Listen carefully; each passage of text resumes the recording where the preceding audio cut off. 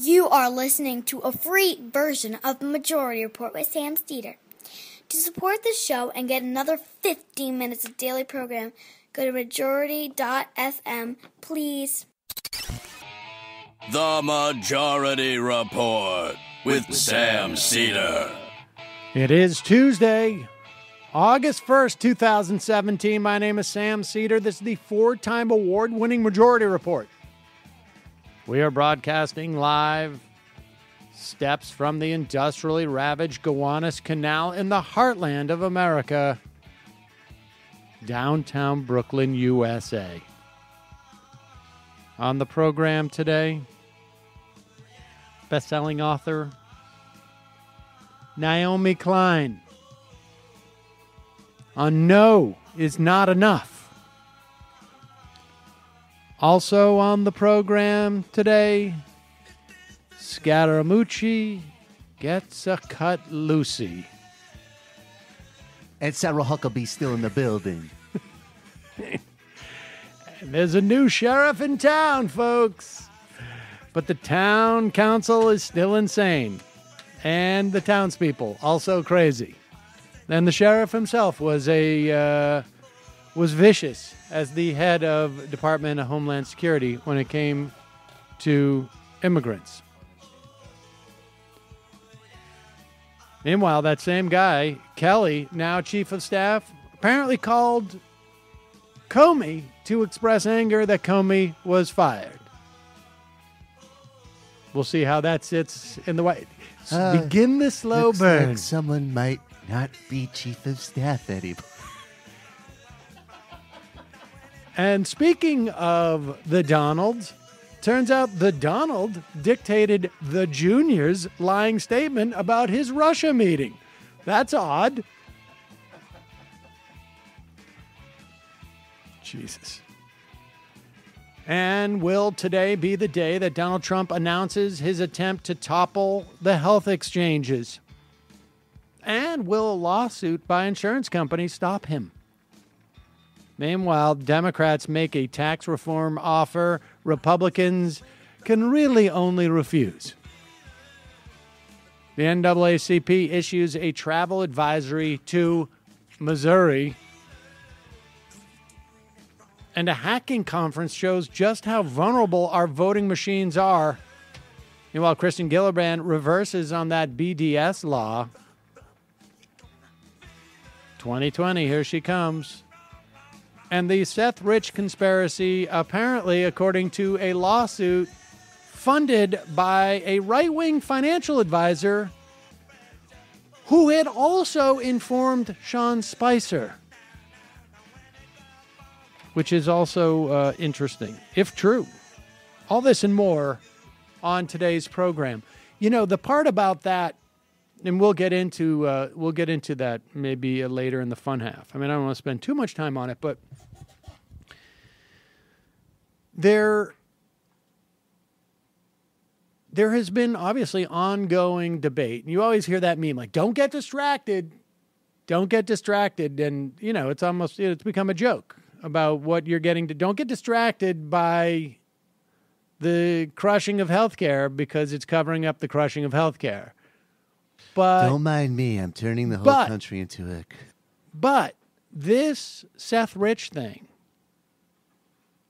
you'll recall that the Seth Rich story was based upon the supposed quotes of a supposed private eye who was also a Fox contributor. Apparently, this Fox contributor is suing, claiming that his quotes were made up, that he was a patsy all along in some respects, and that there was maybe not coordination, but that Sean Spicer knew about this, and that it was time to come out at a specific time of controversy that the White House was going through. And the point being on this that, and we'll get to this a little bit later, but the point being... And we'll remind everybody of who this guy was who's suing. It's not like has a credible track record. Well, that's true. Undermined. That's true.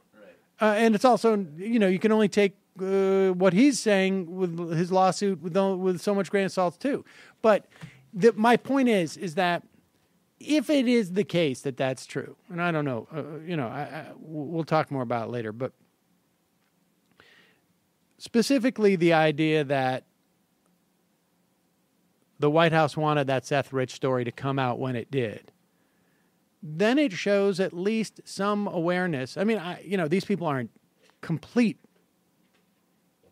Well, I don't know. It's hard to say they're not complete bumbling fools, but they're not completely unaware of media dynamics, right? The point being is that how much of the stories that, how much is manufactured and how much is put out there just for distracting? I don't know. I'm still skeptical because that would involve a lot more. I mean, these guys would have to be super, super diabolical, I think, in some of these instances. They certainly would be if they were smart enough. I just think that's a big if. All right, but it is true that the Scaramouche is gone. We will get to that in a moment. You'll notice that I am well-shaven today. Well, I shaved last night, so I'm fairly well-shaven, but I certainly was comfortably shaven. And you know why? For decades, there's been one big razor company who has relentlessly increased prices and reaped immense profits at the expense of its customers. So two guys, Jeff and Andy, they got fed up with getting ripped off, and they started Harry's to fix shaving. Sort of like why I launched the Majority Report. I just got so pissed off at people getting ripped off by the mainstream razor companies that have been ripping people off for far too long. So Harry's knew there was only one way to ensure quality. They bought their own blade factory.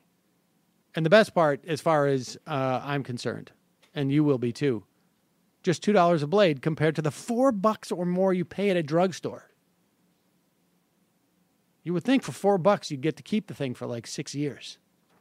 Oh, no. Shaving, for God's sakes. You spend like $15 and it's done in like a couple of weeks. All right, so you know the things I like about Harry's. It is significantly less expensive. Hello. It's delivered to my door. And it's a nice shaving handle. It's not, the ones that look like they're all geared up, that, it's like Rambo. It's like a Buffy type of, paramilitary thing with the, you know what I'm talking about? Like the grips and no, I like a little bit more of a classic looking thing. And Harry's is so confident you're going to love their blades. They're giving you their trial set for free. You just cover shipping. Your free trial set includes a weighted ergonomic razor handle. That's what I was talking about. A 5-precision engineered blade with a lubricating strip and a trimmer blade, which is good for me because of my nose. Yes, hello. Rich lathering shave gel and a travel blade cover. That's a $13 value for you to try. Stop messing around. Get started with shaving with Harry's today by claiming your free trial. It's a $13 value for free. You just cover shipping to get your free trial set, including razor handle, 5-blade cartridge, and shave gel. Go to harrys.com/majority report right now. That's harrys.com/majority report. Let's do this Scaramucci thing. Apparently, Greg Gutfield. And I don't know if he's actually making two jokes. Here's Greg Gutfield signing off on the Scaramouche. Oh, did you? You didn't even get the Borush thing. Oh, I downloaded it. I just have to note, I just happened to check the YouTube chat, and James Will put hello inside the parentheses. I thought that was a great tag on that. So Scaramouche is gone. Apparently, when Kelly comes in as chief of staff, first thing he does is says goodbye to Scaramouche. Just remember, okay, while you're out there, making fun of this guy, the guy sold his company. Although it's also held up, I think, by regulators because it appears that he got overpaid. Maybe, I don't know, because of his proximity to Donald Trump. Why would that happen? That may go away. He sold his company, and apparently, I mean, his wife dumped him on Monday, I guess, the day after he decided, I'm not going to make it to the birth of our first child, but I will text you to make you know that I'm thinking about you, and to claim that he's praying. Well, apparently while I was at the Boy Scouts. I'm praying for a fucking kid. Yeah, of course. So Scaramouche leaves to take more time with his well, I guess not so much. But here is how they're responding on Fox. Brace yourself, Ed. Greg has a question. Could be a statement. We're not sure. I have a hypothetical question. Do you know who... I don't answer hypotheticals. Well, I'll answer it then. Do you know who lasted longer than Scaramucci at the White House? Anyone who's ever taken the tour. I don't want to hammer him too hard. He may end up working here. I don't want to make it awkward in the men's room. Yeah, there you go. That's the funniest thing that Greg Gutfeld ever said in his life, and the most insightful one. There's an answer to this that also includes, there's precedence for being out of this. So John O. Kohler, who was chief communicator for President Ronald Reagan, who was a great communicator, in March 1987, had an either shorter tenure of less than 1 week. Kohler arrived at the White House. He arrived at the White House? Yes. I thought it was closer up in the article. Basically, he turned out to be a Nazi youth. Oh, yeah, and Hey, what happened? And now, and during the Reagan administration, to quit the Nazi youth, people were very, very upset about that. So that shows a lack of commitment. Yes, or maybe it'd be more like, we can't have Nazis around. Now I'm going to go fly to Germany and go honor their grave.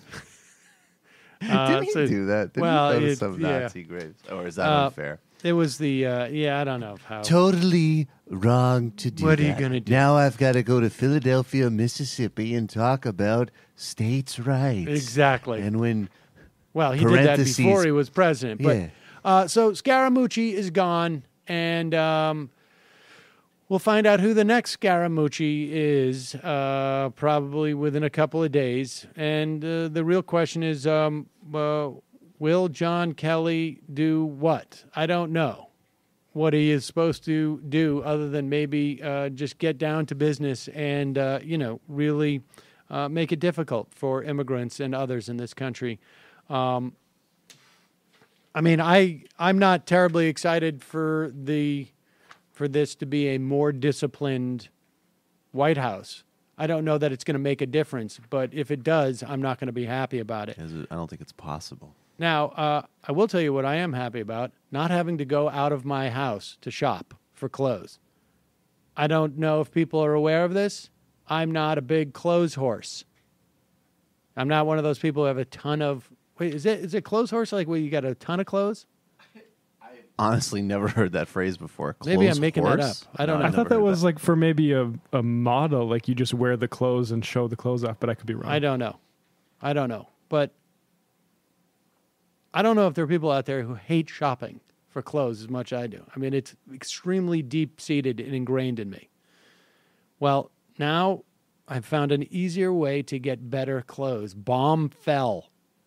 It's an online personal styling service that helps men find the right clothes for them. And in my case, it's almost like a de-styling. Unlike other services, no fees to work with them, so it costs nothing to sign up. It's simple and straightforward. All you have to do is complete a questionnaire, and a dedicated personal stylist will handpick your pieces specifically for you. And then once you've viewed your selections, you'll have 48 hours to make changes or even cancel altogether. You're in total control. You only pay for the clothes you keep. Plus, you have the options of receiving clothes once every 1, 2, or 3 months. Because Bombfell is on your side. They don't make money if you don't find something you want to keep. All right, so here's what I put them through, okay? I have such requirements, and my tastes in clothes are so bland. Like, they have really nice clothes, and so I fill out my form. They assign basically a stylist, I guess. They pick out clothes for you.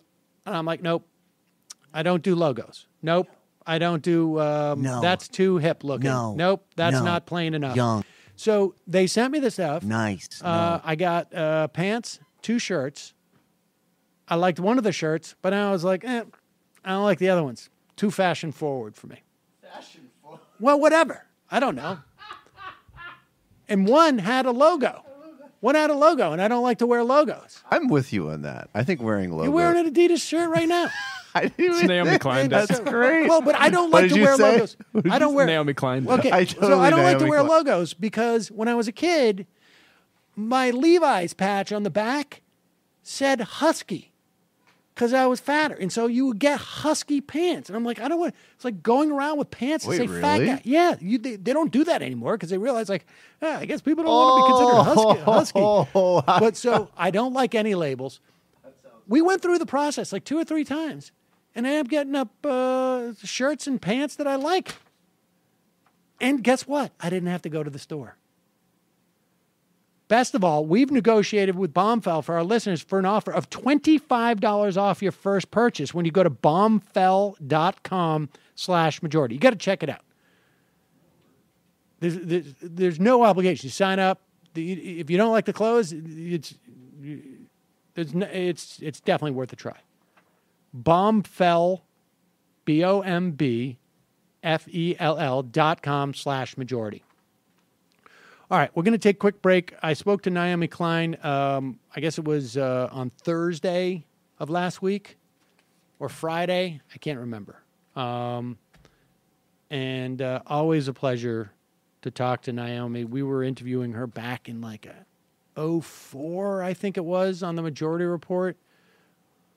She was one of the first people I wanted to talk to because No Labels, which was, I think was her first big book.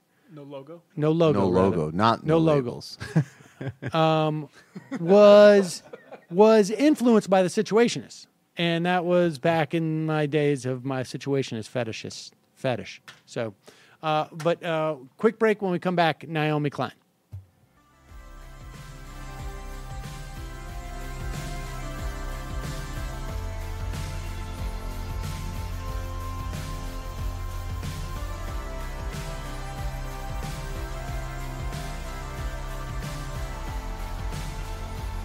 We are back. Sam Cedar on the Majority Report on the phone. It is a pleasure to welcome back to this program the best-selling author of No Logo, Shock Doctrine, This Changes Everything, Naomi Klein. Also, now I think at The Intercept as well. Yes. Naomi, thank you for coming on. And author of, I should say, No Is Not Enough, which is a book that you published. You wrote relatively quickly, particularly quickly, relative to the works you've done in the past. Just let's just discuss that. Sure. Yeah, I'm actually a pretty slow writer when it comes to books. It usually takes me about 5 years, and I somehow managed to write this, including the editing, in 5 months, because I was in something of a frenzy wanting it to come out. And also, for my previous books, I generally had a pretty steep learning curve going into an area that was new to me for each of my of the list of the books that you listed. So it's kind of like getting a PhD in a new subject for each one. But for this book, I was able to draw on 20 years of research and just focus on the writing. Yeah, I mean, that was, we were saying before we started, it so much of what you had written about in No Logo, and I imagine, when we first interviewed you back in 2004, Janine and I on Air America, we probably talked about at that time as well. Came flooding back to me as I'm reading this because you're drawing on that, and of course this is also a bit of a how-to guide in terms of preparedness, and you're talking about these issues that I think particularly plagued me in the months following Trump's election, things have gotten a little bit more. I've been a little bit more distracted from those essential questions, but they've returned. But let's start with your discussion of how Trump won by becoming this ultimate brand. It builds on the work that you did in No Logo, talking about the transformation of brands from sort of representing what they made to sort of an emotion that can be applied in different areas.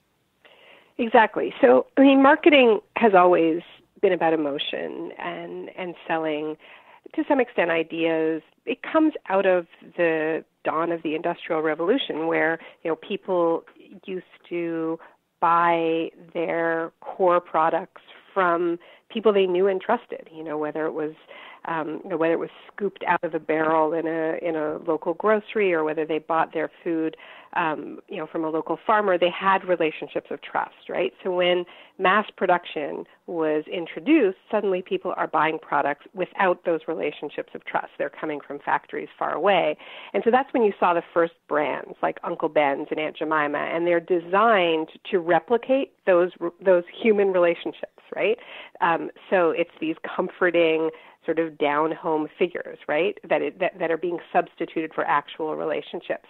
And yet, these companies behind these brands are first and foremost manufacturers. They are manufacturing these products that they are then branding and then and buying advertisements to tell customers about them.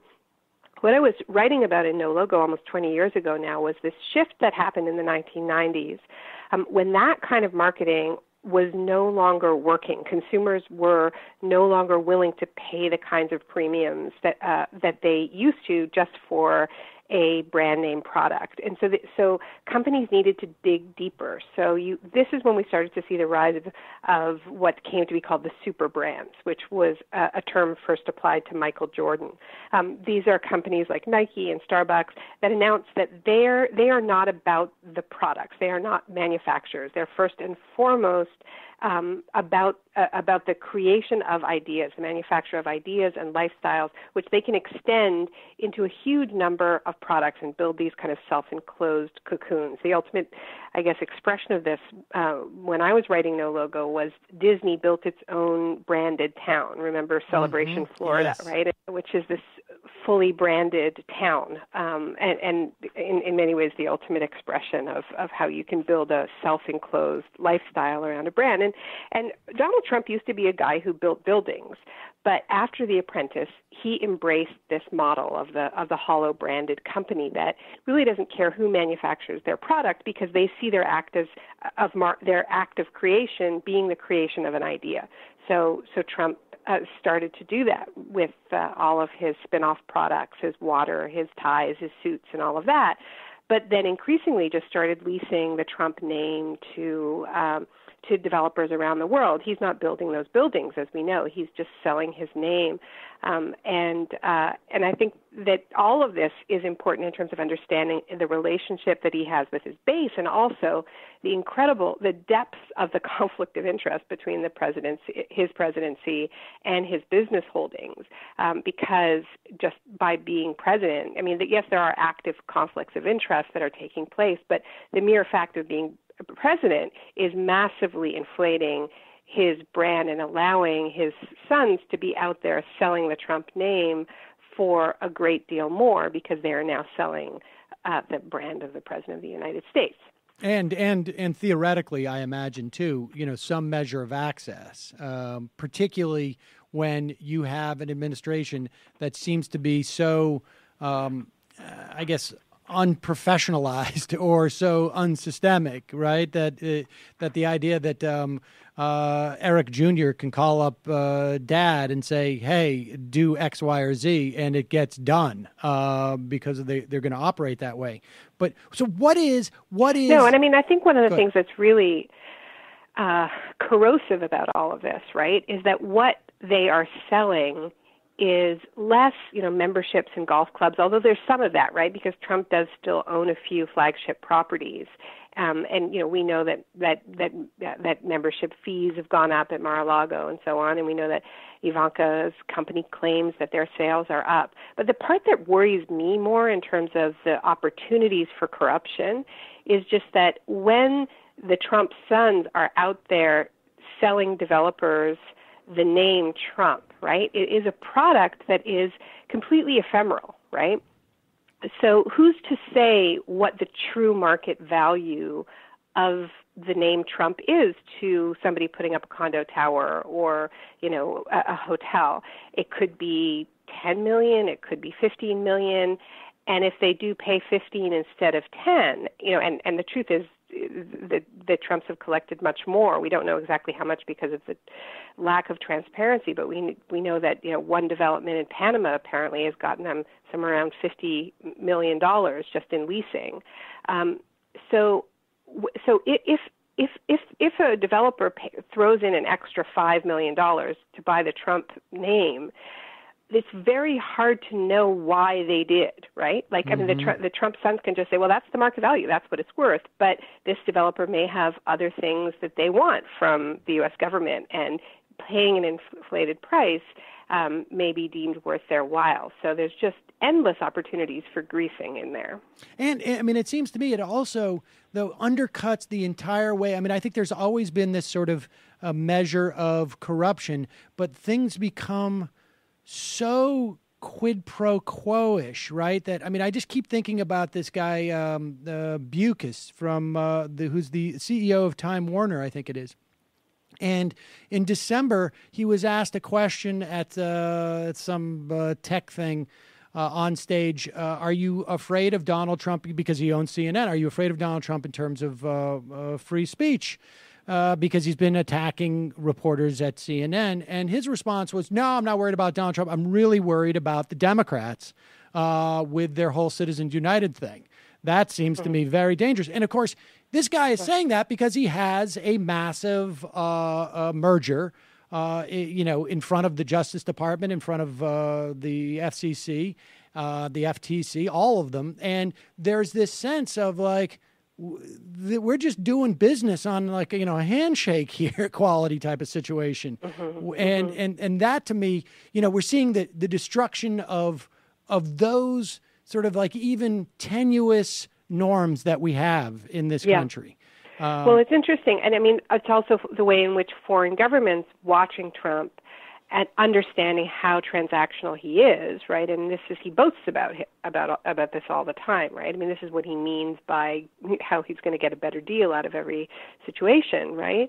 And so even if they're not asking for things, foreign governments infer what the Trumps would like, right? So 3 labor monitors in China who were looking into Ivanka's factories suddenly are arrested, and the organization that they work for says this has never happened before. This is not just like routine labor harassment in China. They believe that they were targeted because they were investigating a factory that produced goods for the president's daughters.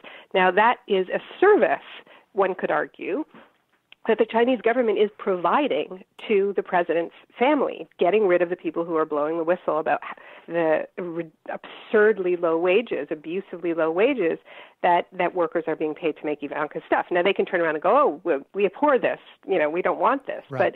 But they are looking at this family and how they work and going, this will be appreciated. But it's interesting, in Canada right now, there's a debate going on, believe it or not, over the fact that Justin Trudeau is on the cover of Rolling Stone right now, and the tagline is, why can't he be our president? And the Conservatives are attacking Justin Trudeau for having done that interview because they believe that this will damage Canada's NAFTA negotiations because it will hurt Trump's ego. I mean, how crazy. But this is how the world understands Trump, and they're not wrong. And they're not wrong. That's the crazy part. And so, all right. So getting back to Trump's brand, like, what was Trump's brand? I mean, obviously it's gold lame, but it's more than that. Yeah, right. So this is what's different than what I was writing about in No Logo was that the first stage of these lifestyle aspirational brands that were selling an idea as opposed to a particular product, a lifestyle, was most of them were tapping into kind of progressive values, really. Like Starbucks would say, our idea is the idea of the third place, not home, not work. It's community. It's the coffee house culture. You had Nike saying that they were about the idea of transcendence through sports. And then, Disney, family values, all of that. I think what really sets Trump apart is not the business model, because he embraced this similar business model. You could compare him with Richard Branson very well, who also runs a very strangely structured, very opaque business set of licensing deals.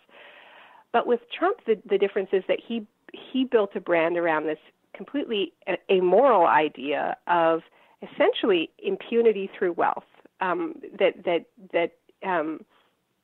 His brand is being the boss who can get away with whatever he wants because he's so rich. So it is just the dream of being the winner in an economy that is rapidly stratifying, and it's the world of winners and losers. So that's why the signifiers of his wealth are so incredibly important to building his brand, and that's why The Apprentice is the gift that keeps on giving, because it was just, he was paid rather than paying for the marketing, and it was the endless loving shots of these signifiers of vast wealth, right? The private jets, the helicopters, all the gold. It's why he makes sure there's, gold curtains close to him whenever possible, and so on. But it's not, his brand is not just wealth.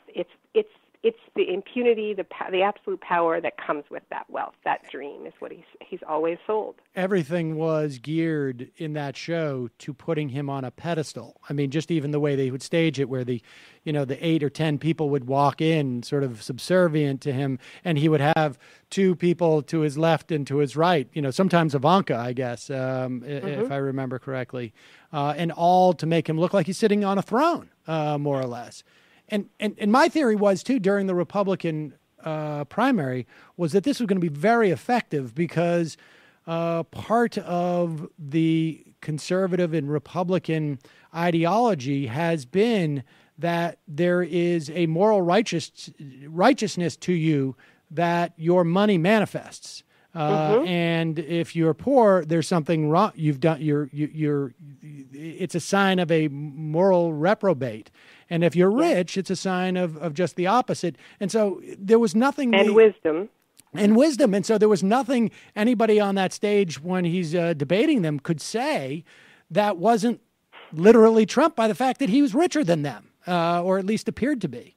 And good. But the only thing I would add to that, Sam, is that I don't think this is just about Republicans. And it is true that it's sort of the worship of wealth for its own sake, right? And this sort of the wealth creators, the job creators frame that the Republican Party had embraced pre-Trump. Trump was able to cash in on, right? And it made it very hard for them to challenge him.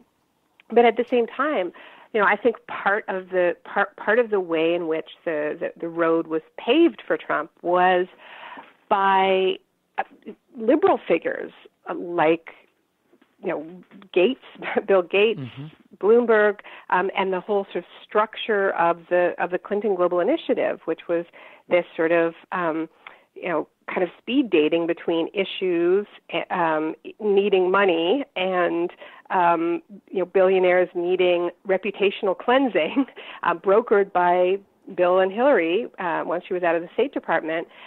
And what this did is it reinforced this narrative that problems that we used to tackle collectively through democracy, like failing school systems, pandemics, were now just going to be solved by benevolent billionaires, right? And that, if you think about the amount of power that a figure like Bill Gates has over the U.S. education system right now, or over African agriculture, it is enormous. And even though that politically he may be very far from Trump, I think that, a decade of reinforcing that narrative that because somebody is rich and because somebody is smart in one area, good at software, good at building buildings, that you can therefore transfer that to expertise in any area. And so I don't think we can just pin this on Republicans. I think this has been part of very much a liberal idea as well. And I mean, the idea of inviting Michael Bloomberg to the Democratic National Convention. I mean, there's really no other logic to it other than he's a billionaire. And I guess, Mark Cuban was so closely associated too. Like, we're going to bring our billionaire as if that is the terrain to fight upon. All right, so. And one of the reasons I wanted to bring it out in the book, right, is because I do, there's certainly signals that Mark Zuckerberg is sending that he's interested in being the liberal billionaire savior in the electoral sphere. And, there are folks out there who are saying, well, we need to run Oprah against Trump, our billionaire brand against their billionaire brand. I don't think that I don't think that's the way to go. Yes, well, we agree on that. So let's move into the and I want to get to climate. I had a call on the program today, and we're pre-recording this, but I had a call on the program today and saying, we got to remember to keep climate in the forefront. Mm-hmm. And it seems that it seems in many respects that we are significantly further from, particularly in this country now, from the levers which could impact it, because we have a climate change denier in office who is really sort of isolating this country from the rest of the world in that regard. And I guess the question is maybe this is earlier than I wanted to get to this, is how we can impact that. And maybe let's put a pin in that for one moment and just go to this other question that I think really dogged me following the election, when we had figures like Bernie Sanders and even Chuck Schumer to some extent saying, we'll work with the president on infrastructure and whatnot. And there was a question of, do you fight the authoritarian impulses of a Trump administration? And I feel like this week we see that, it really comes into relief with the speech to the Boy Scouts, with the speech in Youngstown about immigrants, cutting up women, beautiful 15-year-old girls, and, the question of him perhaps firing Mueller. Do you fight those authoritarian impulses, or do you spend your time trying to fight for issues like, let's say, Steve Bannon, apparently it's reported today, wants to regulate Google and Facebook like utilities. Now, I think that's a great idea.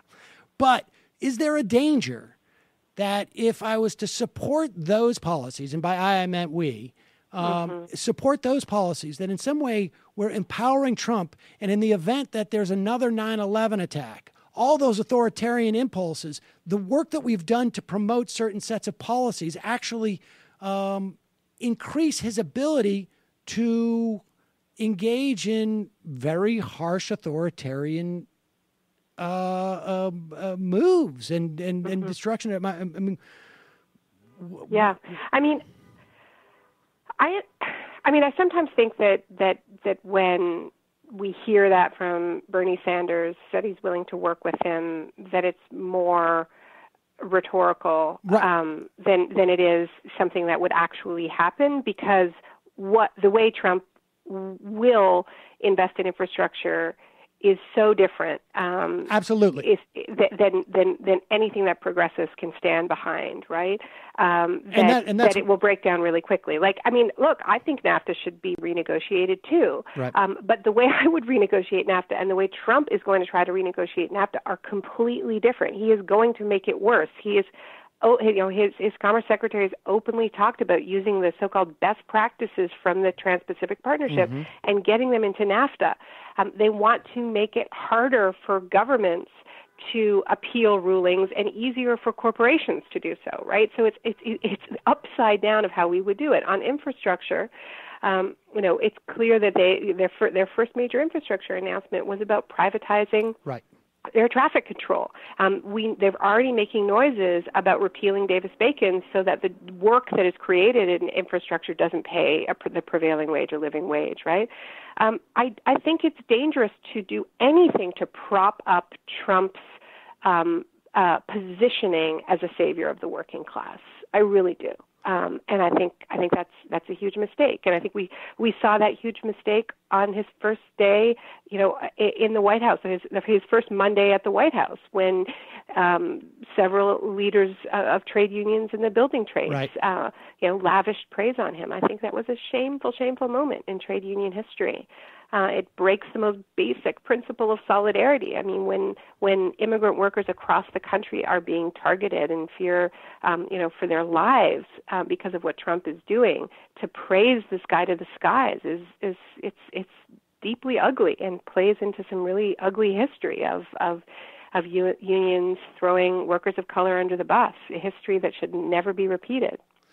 And I think to a large extent, that concern that I had in those, sort of as he was president-elect, were quickly dispelled as it became clear to people across the board that in fact, when he talks infrastructure, it's going to be, because there was this notion supposedly out there that, Trump was not necessarily consistent with the worst of Republican policies. And he clearly, to the extent that he has any policies, he clearly hasn't operated that way. And you see Bannon start to announce this stuff. He's clear. Bannon is making an effort, at the very least, to sort of, change that and bring back some of that populism. In the past 2 days, the same three people apparently have told Graham that Bannon wants to raise the top marginal tax rate to 44%. It's always difficult. It's really hard to know what to take seriously here, right, Sam? It's projecting chaos. Right. But the timing of this is obviously really interesting because with Trump attacking Sessions, this is infuriating the Breitbart base.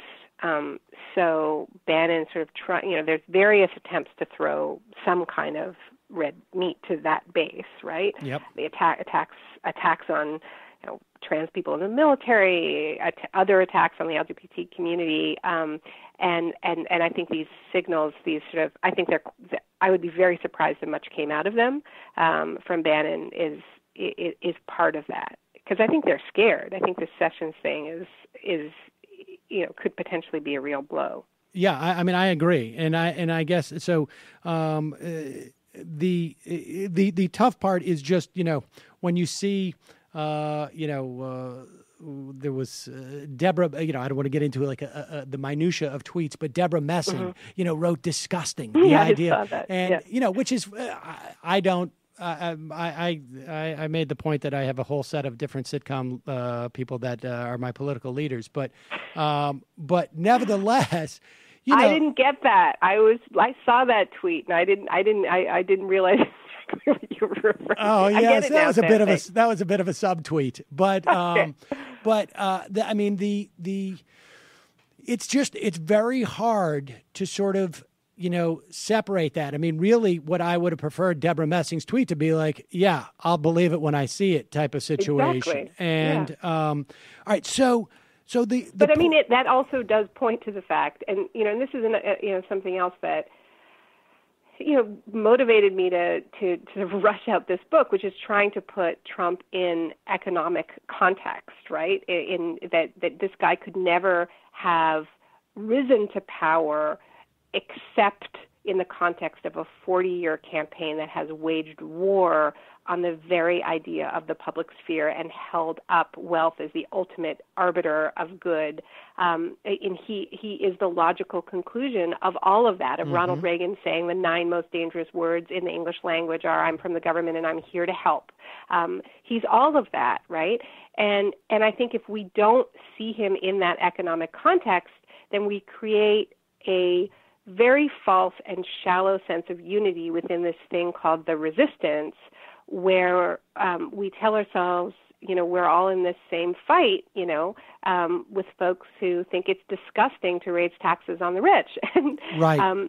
And that's part of the problem. Yes, without a doubt. I mean, that was one of my greatest concerns about Trump is that the nascent energy on the left, and it's we've been I think I first interviewed you in 2004, and I think maybe it was about the Take, the documentary you and your husband did about Argentinian workers, and thinking about how alien that was, particularly at that time in 2004, of an idea in the United States in 2004, and now, the needle has moved considerably. Particularly for people our age, in this country, it's never been this far left in the United States. The concern that I think coming out of the Bush years that I understood was like, wow, I was arguing alongside with people who have no problem cutting Social Security, and I'm surprised by that. And those people who I thought were my allies, and so there's this sort of dual battle going on, right? Because you also do make the point that if there is a terrorist attack, we need to be ready to deal with that. And I guess, the thing is, like, in the event that there is some type of shock, and this is where really the shock doctrine comes into this book, that, we still got to be, David Frum is on our side for that day, I guess. Right? I mean, I don't know. I mean, I don't know if David Frum's going to stay on our side after that day. Well, that's true. That's a good point, of all people. But maybe a better example. Deborah Messing. I mean, I guess who is for what it's worth. But the point being, like, all right, let's talk about that. I mean, preparing ourselves for that potential of a crisis, whether it's one he creates by saying we're going to invade this country, or who knows what, right? Russia shuts down our grid, or supposedly does, or whatever it is. Yeah, I mean, I think what worries me most is that so many of the policies that this administration is pursuing make shocks more likely, right? Mm-hmm. And, whether they're deregulating the banks or the, entire industrial sector. And a lot of this they're able to do without Congress, right? I mean, while everyone is saying they're not getting anything done, they're sure as hell getting a hell of a lot done at the EPA, which they don't need to go to Congress for. And it's getting almost no attention in the sort of daily barrage of there's just so much news, right? So it becomes a one-day story that the EPA is being dismantled to a greater extent in the agency's history, which makes industrial accidents more likely. We'll see whether they manage to completely get rid of Dodd-Frank. We know they want to, right? That makes financial shocks more likely. And the Muslim ban itself makes terrorist attacks more likely because it reinforces this narrative, this incredibly dangerous narrative that the U.S. is at war with the Muslim world. So there's a lot that they're doing that are making shocks, without having to have a conspiracy, to plan it. No, just what they're doing in order to enrich themselves, and their belligerence makes shocks more likely. And I think there's other things that they could frame as a shock, including civil unrest. But I was really keenly aware watching the response to the Muslim travel ban, which was, exactly what we need to be seeing in terms of just the instant response and the fact that people were showing up for others who weren't directly affected. I think it was real solidarity, not leaving this only to the Muslim community to respond to. And so we saw that with people flooding to the airports. But I was very aware that is precisely the type of protest that if there was a terrorist attack in the United States or some kind of other civil unrest, then I think Trump would be very likely to say, well, this is a threat to national security. You can't block a road. You certainly can't block an airport. And I don't know about you, but I was pretty aware that we didn't see the repression in that moment, right? Yep. I think that would change pretty quickly if there was a shock to exploit. So I wanted to try to focus people's attention on that and also share some examples of societies which have weathered attempts to use crisis to roll back constitutional protections, to impose some kind of state of emergency, and have come into the streets in huge numbers and defied those attempts.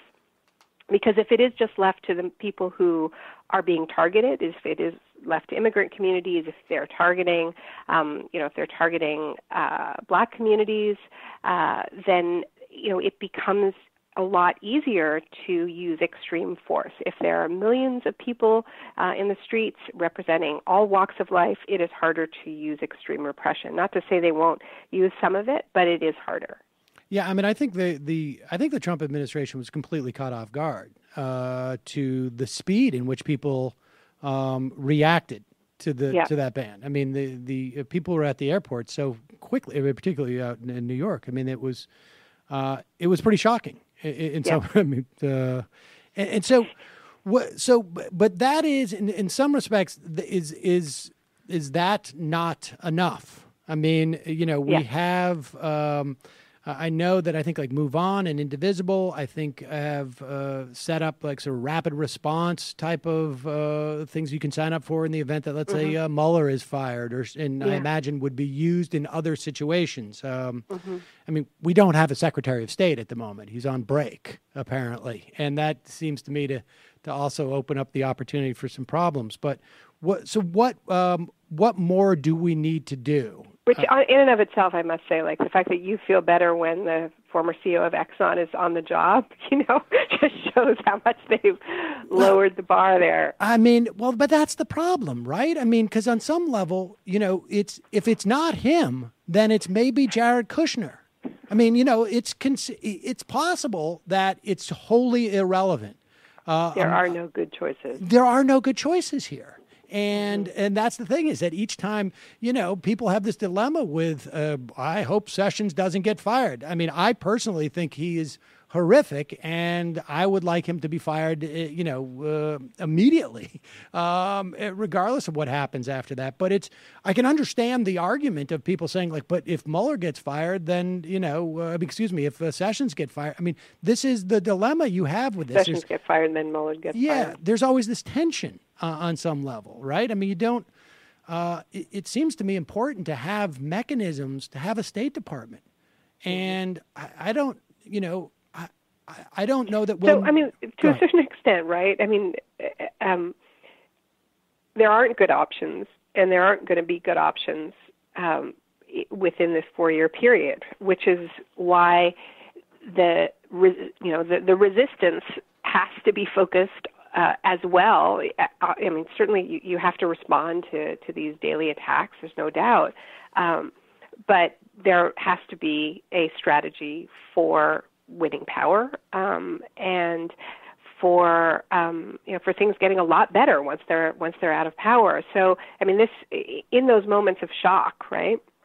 What I wrote about in the shock doctrine is that if there isn't a counter strategy, if there isn't a plan for how to resist, what happens is that each one of these shocks become moments when we don't only lose our civil liberties, they become moments for mass looting of the public sphere. And I began the shock doctrine with Hurricane Katrina as a sort of ultimate example of this huge traumatic event that was systematically exploited under Bush, but with a lot of help, actually, as it happens, from Mike Pence, who was head of the Republican Study Group, who was part of this effort to come up with this wish list of what to do in New Orleans and actually all along the Gulf Coast in the aftermath of Hurricane Katrina, privatizing the school system, creating a tax-free free enterprise zone, building more oil refineries. I mean, just the most bald opportunism, right? But the flip side of that is that these kinds of shocks that we're talking about, whether it is a market shock because they've deregulated the banks, or a major climate-related weather shock, or even a terrorist attack that reveals how dangerous Trump's foreign policy is, if there is a bold progressive movement in that moment that has the guts to step in and diagnose the shock as a symptom of a failed set of policies, a failed system, and propose real solutions as a counter to that kind of opportunism, there can be huge political gains made. I was in the UK a couple of weeks ago and met with Jeremy Corbyn and his team, and it was really striking talking to them about the fact that during their election campaign there were a series of horrific terrorist attacks in Manchester and London, and Jeremy Corbyn actually had the guts to break the cardinal rule and not just condemn the acts of terror, though he did do that, but link it with the war on terror, link it with the war in Iraq, link it with funding to Saudi Arabia. And rather than hurt him, it seemed to help him because it resonated with the public, and then put forward a set of policies, the Labor Manifesto, which was bold and resonated with the public, and he did much better in that election than anyone expected. So, this is why no is not enough. And the healthcare is perhaps one of those opportunities. I mean, yeah, we're seeing that clearly. Yeah. And so, give me your sense of the strategy of winning power. I mean, what is your assessment of Bernie and sort of the resistance as it is at this point?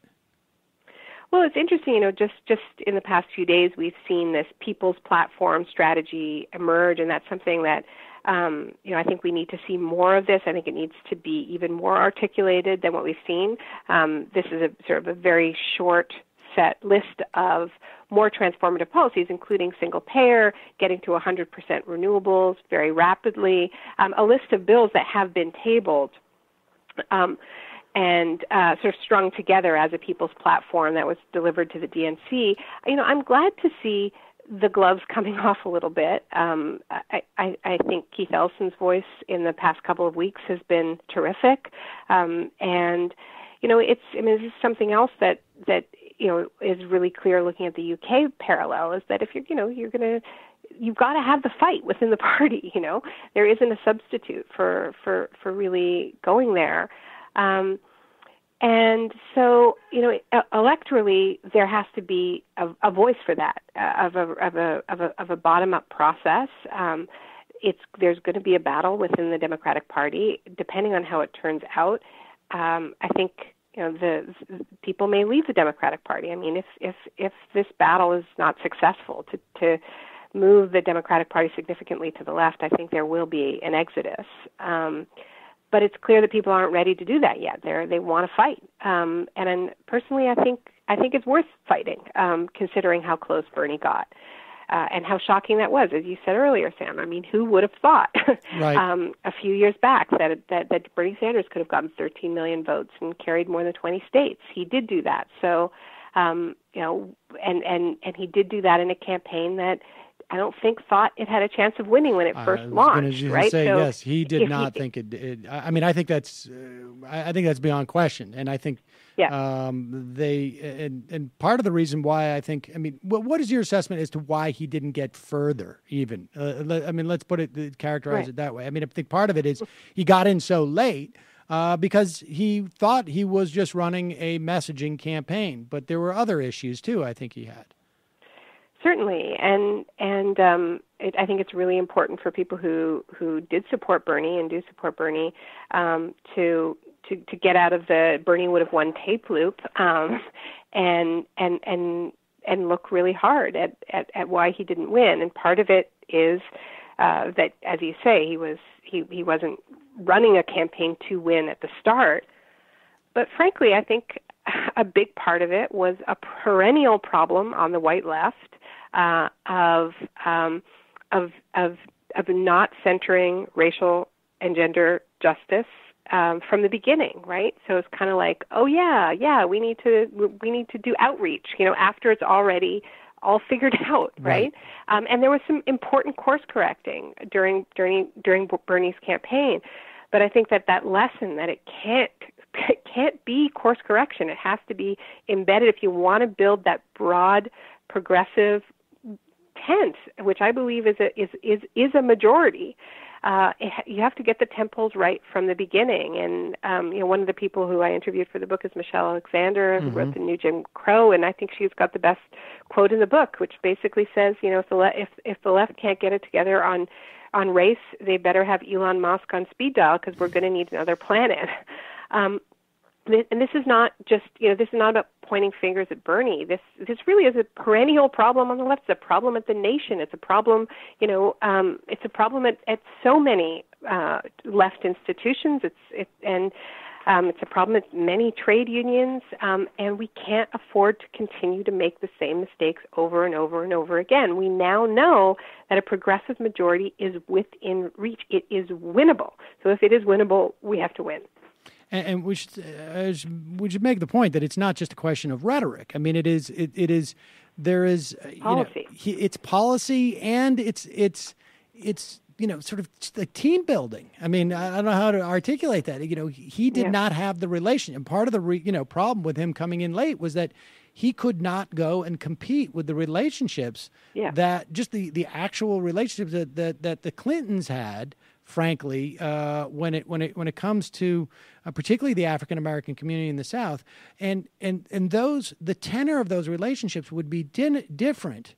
Wouldn't necessarily be with the same people in these communities, but when Bernie Sanders goes in and makes those relationships, the relationships and what is supposed to come out of those relationships, hopefully, theoretically, is going to look different than it might with someone without that sort of a set of policies. But you need to bring people, and particularly, I mean, obviously, it's Michelle Alexander's right. I mean, you cannot have a resurgent left without sort of, I guess, a major amount of intersectionality. I mean, just in terms of actually Bernie would have won if he had been able to carry 50% of the black vote in key states. Right. So it can't just be blamed on the DNC any more than the DNC can blame the Russians, right? Right. For their electoral loss. There are a lot of women in my generation and older who have told me, and these are not Hillary fanatics. These are people who wanted to support Bernie, but somehow felt that gender issues were tacked on, that there was a fundamental sort of not getting it about how precarious these rights are. It's about those relationships, and I think it's about really having a deeper story about how all of our issues are interconnected. Not just a kind of a laundry list, but really a different frame about these deep connections. Because the right does have that. It's ugly, but they do have it. And unfortunately, I think on the left we often respond with just a kind of a laundry list, a sort of checklist, as opposed to a different history, a different narrative of how we got here and where we want to go. To just, I guess, cap that off. I mean, at the end of your book, you talk about the LEAP manifesto out of Canada. What is that? So that was an attempt, and this is something I think we are starting to see examples of in the U.S. as well, but more at the city and state level. But what this was a people's platform that was drafted by 60 movement leaders. I was part of the process. We launched it in the middle of an electoral campaign, but ideally you would do it well ahead of an election and really shape the kind of platforms that get out there in the first place. It was endorsed by hundreds of organizations, signed by tens of thousands of people, and it is a plan.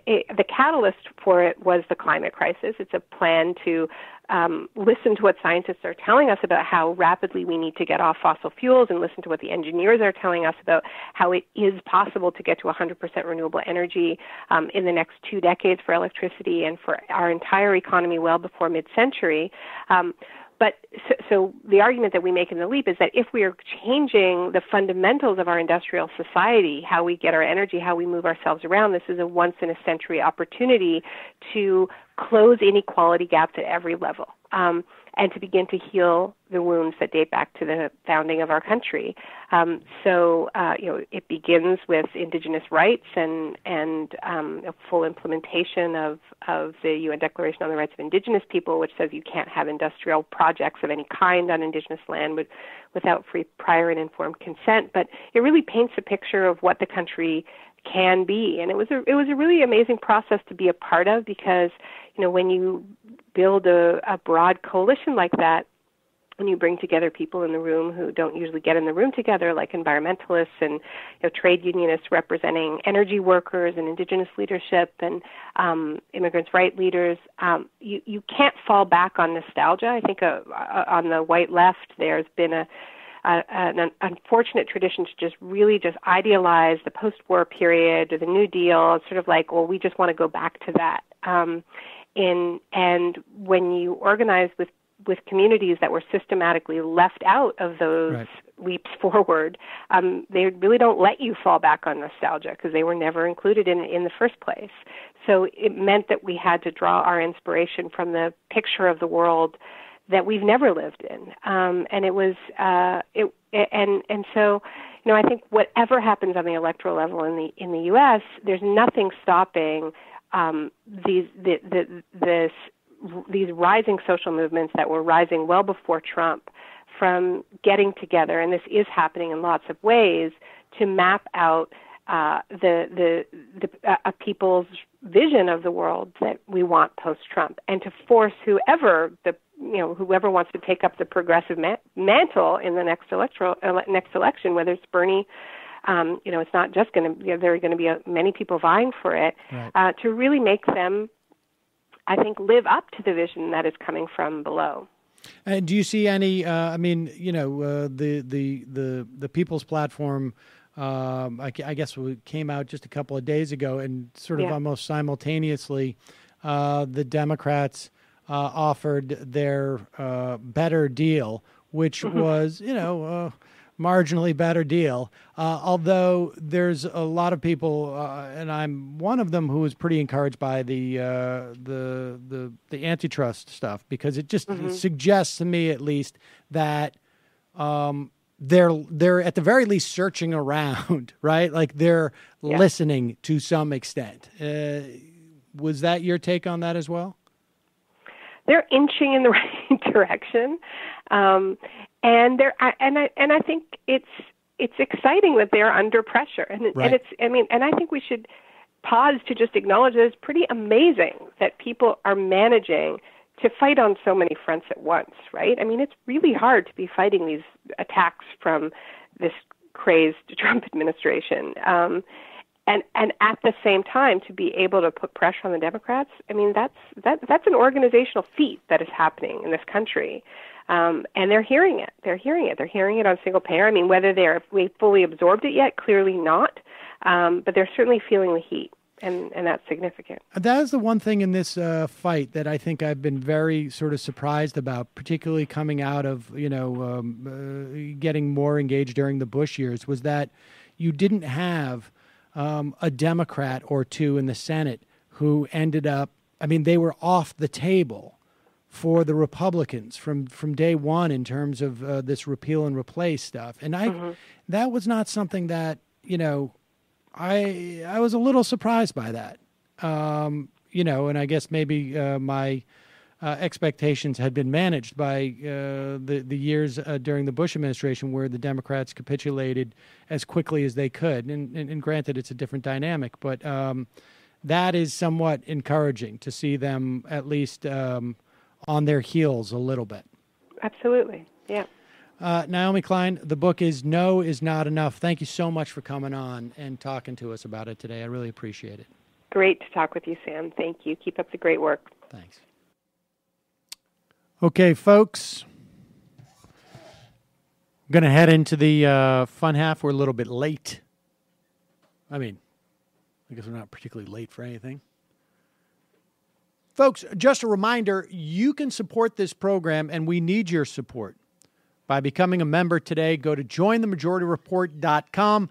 Pennies a day, ladies and gentlemen, to support 5 days a week of long-form interviews, mildly entertaining repartee, often precise analysis, long pauses, dead air, all that and more exist only because of your support. You can go to jointhemajority.report.com, and as a way of saying thank you, we give you even more content. We do some funny stuff when we come back. Oh, Corey Lewandowski, he just got fired again today, but apparently for showing up on rival networks. Trump's attorney, Jay Sekulow, he's going to address the report that Donald Trump, well, he didn't address the report. Well, we're doing actually a couple of flashback things, right? And again, like this, I mean, I'm not surprised that they're willing to lie, but the idea that they're lying this much is a little bit on stuff that is going to come out. I mean, somebody. One of these days they'll realize that they're being recorded and all this is being saved and easily accessible. We got the Paul Ryan apparently doesn't do anything other than cut ads for himself. All this and more, folks, on the fun half of the program. And, of course, your phone calls and your IMs. So become a member today. JoinTheMajorityReport.com. JoinTheMajorityReport.com. Also, JustCoffee.coop. Fair trade coffee, tea, or chocolate. It's fair trade coffee. It's great stuff. And you get a 10% discount when you use the coupon code MAJORITY. It's free shipping. And if you buy your crap from Amazon or you buy your crap from Jet.com, do so through our link at MajorityReportKickback.com. All right, going to take a quick break. When we come back, fun. Oh, wait, do we have that new Fun Half song? Come on, you got to play that. So we now have two Fun Half songs. This one is a little bit trippy. You got to listen to this one, Michael. This one's super trippy. Matt is just trying to get his 6-foot bong out of the closet so that he can fire this one up. All right, here it is. All right. Here is the Fun Half ditty. That listener. Oh, do we know what the name of our listener was who did this? Dan. Devaluna? Okay, here it is.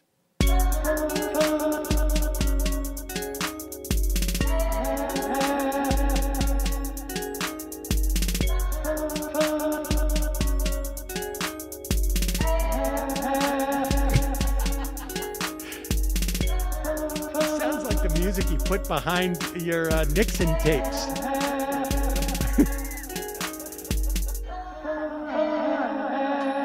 I hope that doesn't freak people out.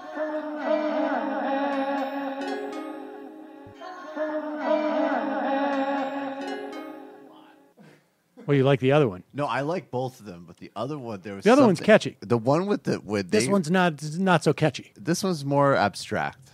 This is a little more. I might not be at the sort of cognitive level to appreciate that one. The other one with the way they drop it, like Fun Half, and you're just like, that's just that one's amazing. Good.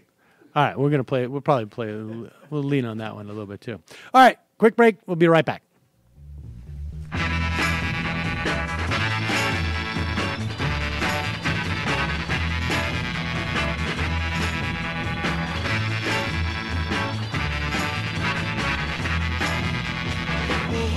All the time, she said no, no, no, no, like to speak my mind.